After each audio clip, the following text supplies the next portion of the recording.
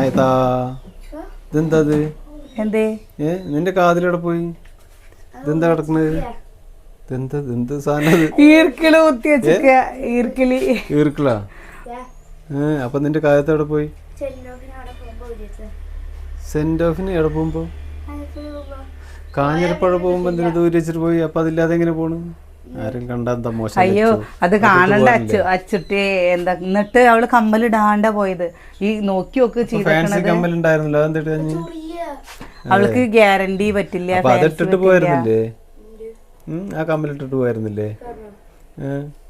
അതിപ്പോ സ്വർണം പറഞ്ഞപ്പോ അത് 10 പവനൊന്നുമില്ലല്ലോ അച്ചു. ആകെ ഒരു നുള്ളത്. കാതിലിങ്ങനെ ഇതില്ലാതെ നടക്കണോ? കുട്ടി സൂക്ഷിക്കണ്ടല്ലോ. പക്ഷെ എനിക്കിത് കണ്ടപ്പോ സങ്കടാട്ടോ സത്യം വന്നത്. എന്താ ഇടാതെ നടക്കണതും ഈ ഇർക്കിലി കുത്തിയപ്പോ എനിക്ക് പെട്ടെന്ന് സങ്കടം വന്നു. നമ്മളെ ഇങ്ങനെ ചെയ്തിട്ടുണ്ട്, നമ്മുടെ മക്കൾ അങ്ങനെ ഇടരുതേ എന്നുള്ള. അത് ഇടരുതേന്ന് പറഞ്ഞിട്ട് ഇല്ലാണ്ടല്ലോ, ഉള്ളത് സൂക്ഷിക്കാൻ വേണ്ടി ചെയ്യുന്നല്ലേ. അത് നല്ല അച്ചു. ഏട്ടാ ഒരു ദിവസം കമ്മലിട്ടില്ലെങ്കിൽ അവളുടെ കാതടയിട്ടോ.